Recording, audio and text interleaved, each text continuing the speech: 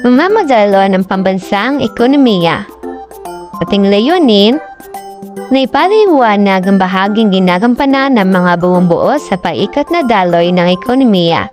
Unang modelo, ang sambahayan at bahay kalakal ay isa.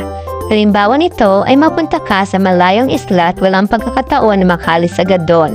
Kailangan mong gumawa ng paraan upang matugunan ng iyong mga pangangailangan upang mabuhay. Sa madaling salita, ang sambahayan at bahay kalakal ay ikaw lamang. Ang ikalawang modelo naman, ang pag-iral ng sistema ng pamilihan sa pambansang ekonomiya ang tuon dito. Ang sambahayan at bahay kalakal ang mga pangunahing sektor ng ekonomiya. May dalawang uri ng pamilihan sa modelong ito. Ang unang uri ay pamilihan ng mga salik ng produksyon o factory markets.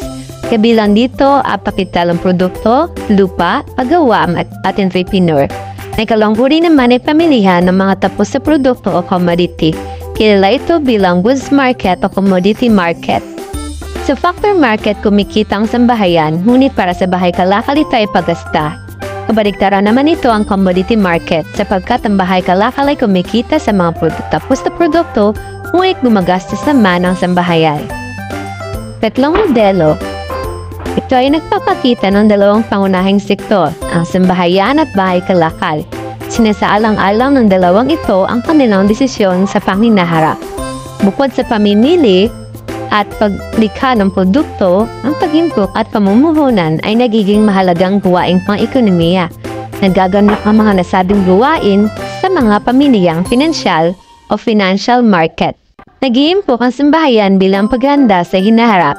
Ang bahagi ng kita na hindi ginastos na tinatawag na impok o savings at inilalagay ito sa pamilyang pinansyal gaya ng bangko at iba pa.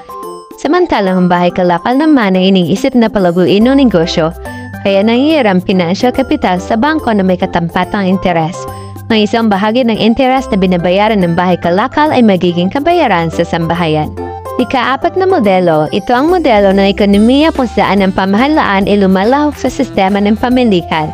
Sumisingil ng buwis ang pamahalaan upang kumita. Bukod sa paimpok at pamumuhunan ng pagbabayad ng buwis ang nagiging karagdagang gawain sa ekonomiya. Ang kita mula sa buwis ay tawag na public revenue. Ito ang ginagamit ng pamahalaan upang makalikha ng pampublikong paglilingkod. Sa modelong ito, makikita ng bukas ang ekonomiya sa kalakalang panlabas. Ang kalakalang panlabas ay ang pakikipagpalitan ng produkto at salik ng pambansang ekonomiya sa mga dayuhang ekonomiya.